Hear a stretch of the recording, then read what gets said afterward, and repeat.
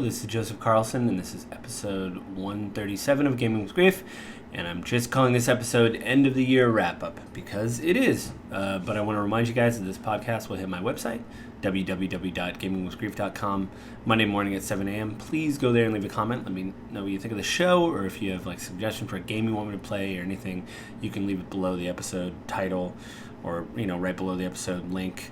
You can also download and stream the episode from my website or SoundCloud.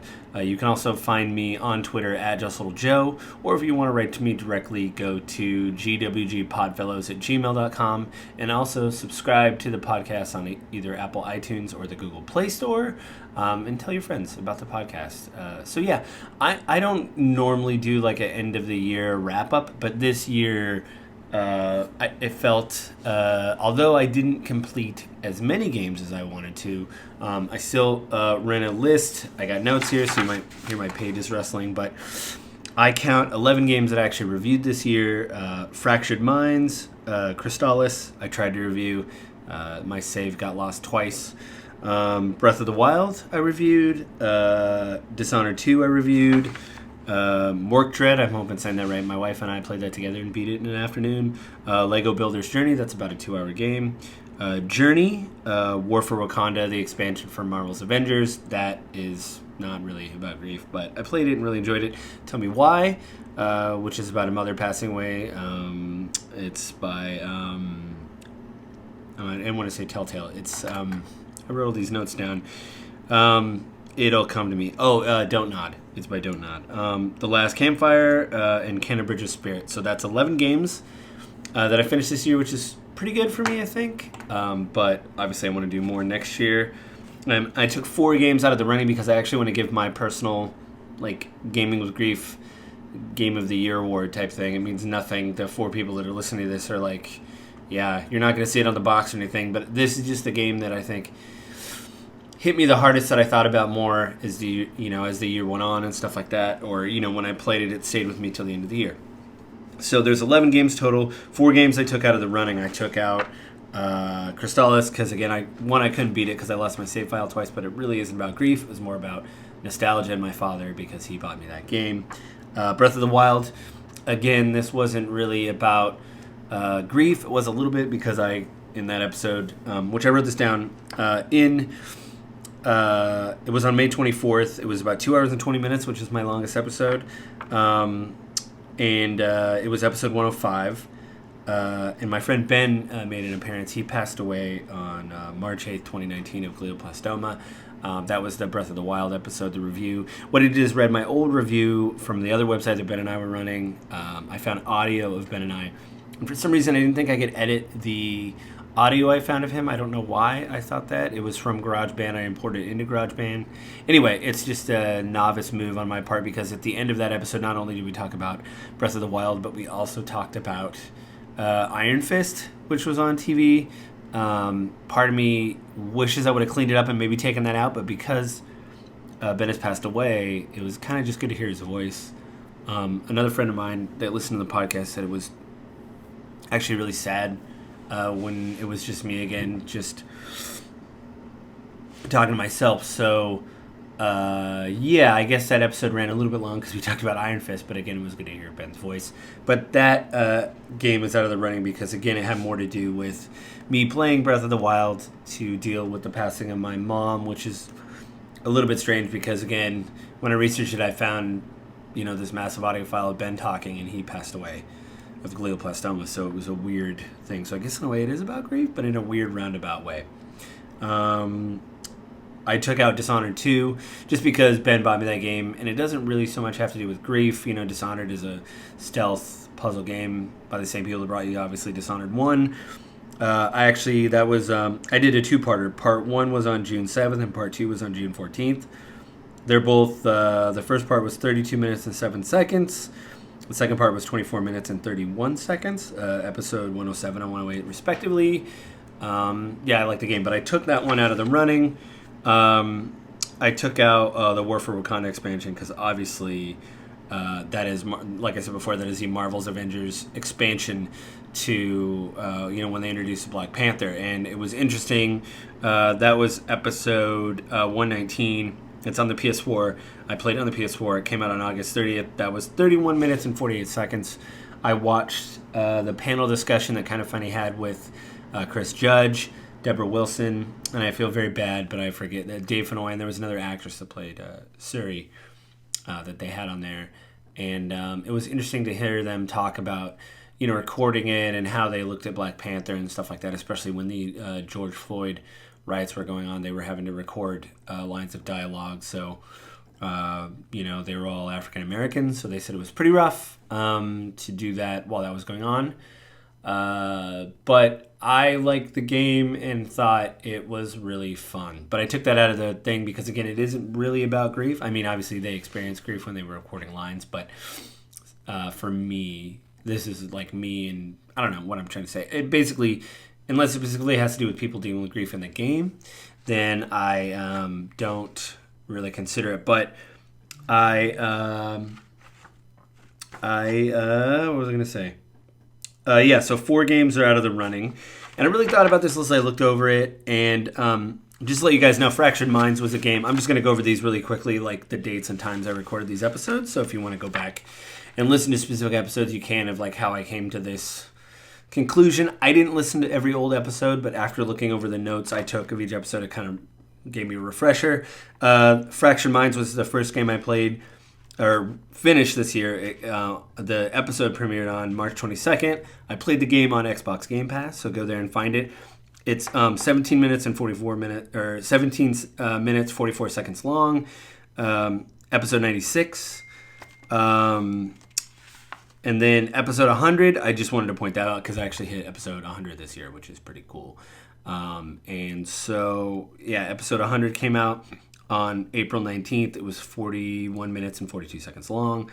On May 3rd, I tried to do Crystalis, but again, I took that out of the running. I lost my save file. That episode debuted on May 3rd. It was 36 minutes and 43 seconds long. It was episode 102. I talked about it in that episode. I tried to play it twice and complete it twice, but I lost my save file 2 times from the collection that came out, the SNK collection, which I thought was really cool for SNK to do that, but then again, it doesn't work. I talked about Breath of the Wild. That was the next one that came out on May 24th. The Dishonored 2, I talked about that. That's out of the running. Mork Dread is kind of in and out of the running. It is an incredibly abstract game, and I think it has to do with grief.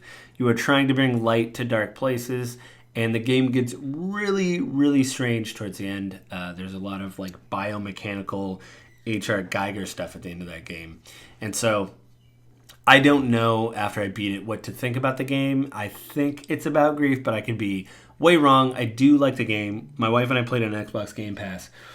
And one thing I think that's really, really great about Game Pass is that you would try things you wouldn't normally try. And that's what my wife did. And in the pause screen, and I brought this up in the episode, when you pause it, it tells you how much of the game is complete. So you can actually say, hey, we're pretty close. Some percentages speed up and slow down depending on the section of the game or how many times you screw up. I definitely recommend playing that game with a partner, though, because it is difficult to play alone. What else? Lego Builder's Journey was about 2 hours. I had technical problems, but I was still able to beat the game. That was episode 113. I think it came out about July. That's the only date I didn't write down. I played on PC. It was on Steam. It was 22 minutes and 17 seconds. My episode. It was a heartwarming thing about a father and son, and the boy trying to spend time with his father, but his father had to work, with no dialogue, and it was beautiful. So that was amazing. Journey was about reincarnation. I played that on, I think it came out for the PS3, but I played it on PS4. That was episode 114. It was 21 minutes and 58 seconds. And then War for Wakanda, again, I went over that. Tell Me Why. I played that on Game Pass. It came out on September 13th. 53 minutes long total. And it was episode 121. So, again, if you want to go back and hear what I have to say about that stuff, you can go there. The Last Campfire was on November 22nd. The review was 16 minutes long. I gave an early impressions video before that, but the review was episode 131. I played it on Apple Arcade. I still think Apple Arcade is a really good value. It's like $5.99 a month. If you play 1 or 2 games, it pays for itself. Yes, I fell into the trap of not canceling it when I needed to, but still, I go there all the time and look at games and see what's available to play. Because if I only download 1 or 2 games, then it pays for itself. What else? And the last one was Kenna Bridge of Spirits. It came out on December 20th. It was 18 minutes and 36 seconds.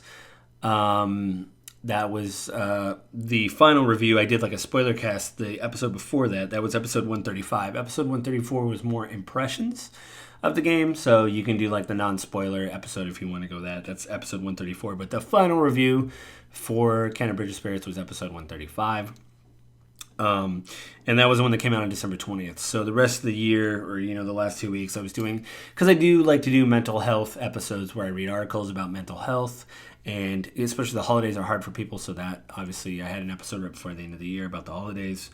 I took 4 games out of the running again. There was 11 games total. I took Crystalis out because I couldn't beat it. I beat it years ago, but I wanted to beat it again for the podcast, and it really doesn't have to do with grief. Breath of the Wild. Again, that was more of me playing that game to deal with my mom being sick and then listening to Ben's voice when we were doing the review. So I took that out. Dishonored 2 was, again, Ben bought me that game and I never beat it, and I wanted to go back and beat the game.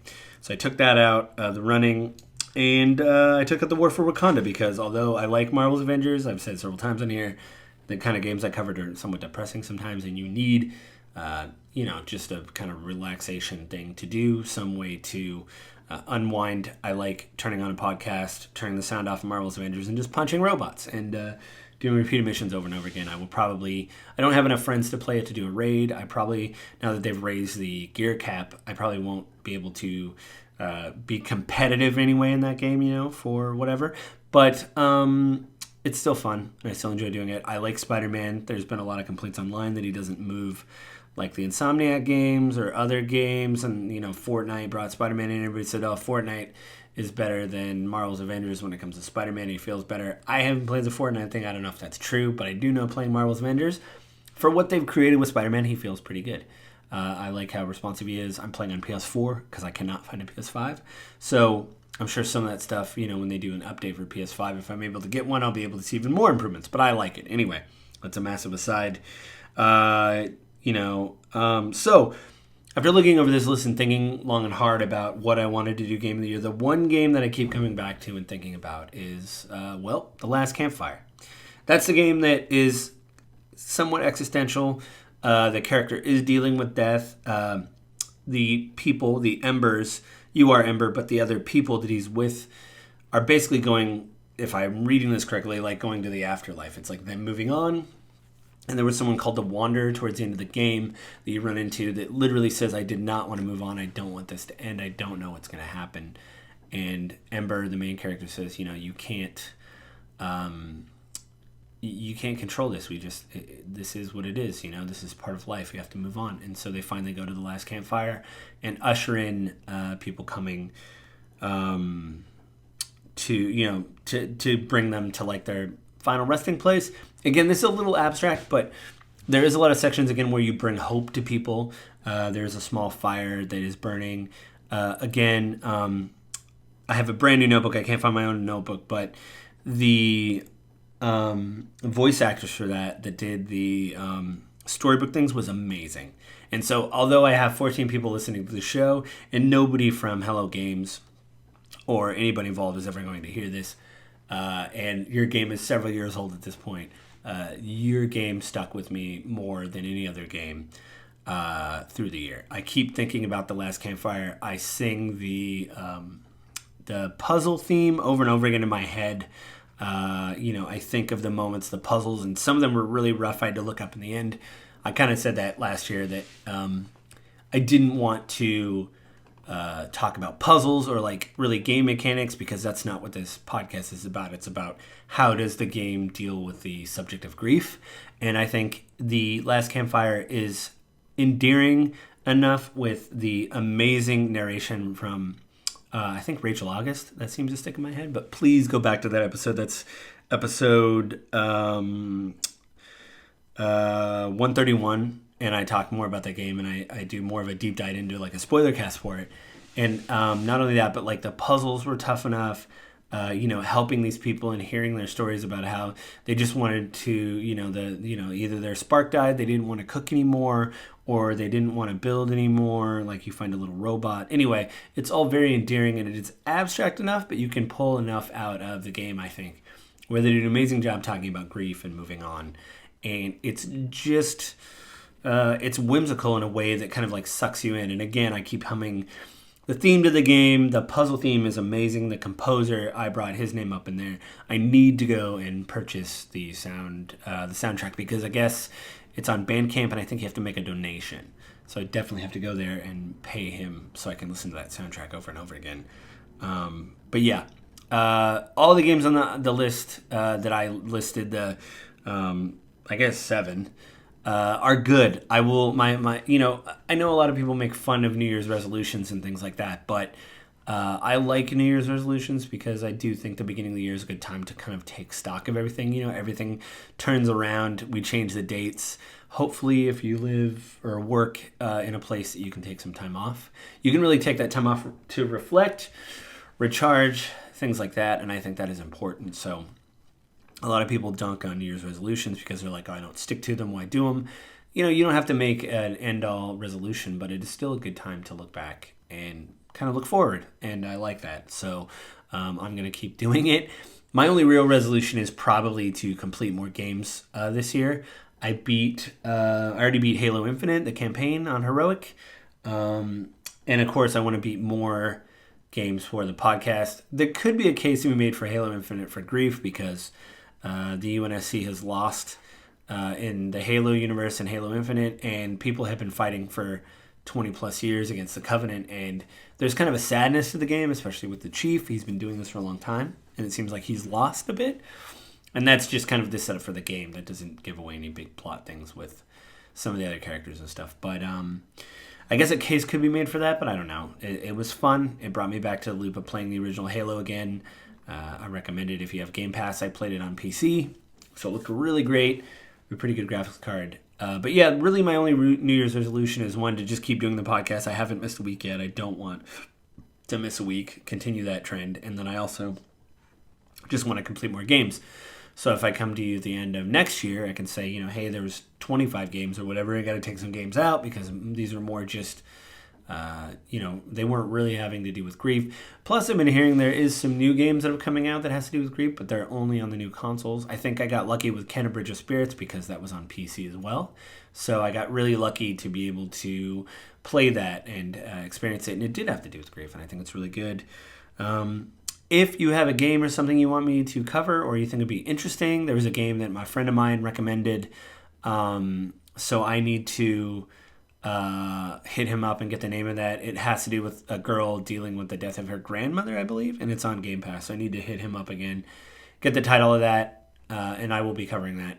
And there's another large, 60 plus hour game that I'm trying to play to beat for the podcast that I think's it's about grief, but not really about grief, and it uses kind of the form of grief to tell a story, and I think it fails, but it is a massive game. I don't want to ruin what it is. I did do I think it was a year ago or whatever, I did a early impressions of it, but I want to complete the game. There's also a novelization of the game, and I want to read that. I mean, this is a big project, but that's just one of the things I want to do, because I think I can't just say oh, this game sucks. I mean, some people said that in the regular reviews, but I want to, as the kids say, bring the receipts and talk about why I think it is a very ineffective way to talk about grief, even though I think that's what the main developer's intention was.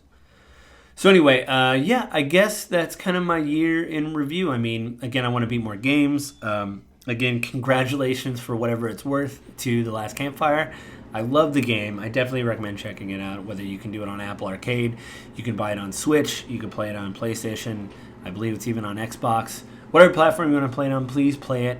It's on PC as well, on the Epic Games Store. But go there, play the game. Congratulations, Last Campfire. You win, my whole podcast of one. You win the Game of the Year. And again, I don't do things by it had to be released this year, because I think that I don't know. It would be very difficult to play every game that had to deal with grief in 1 year. It's good to be able to look back and try different things. So with that, I hope you guys have a good week. I hope you enjoyed the show. I will have fun planning the show and stuff throughout the rest of the year. So I guess with that, that's it. But I want to remind you guys before I go that this podcast will hit my website, www.gamingwithgrief.com, Monday morning at 7 a.m. Go there, leave a comment, let me know what you think of the show.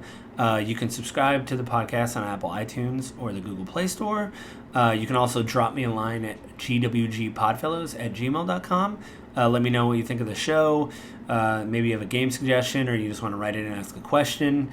Or you can find me on Twitter at JustLittleJoe. So I think with that, I think I am done this week. You guys have a good beginning to your year. I hope everybody's being safe and healthy, and I will talk to you guys next week. Bye.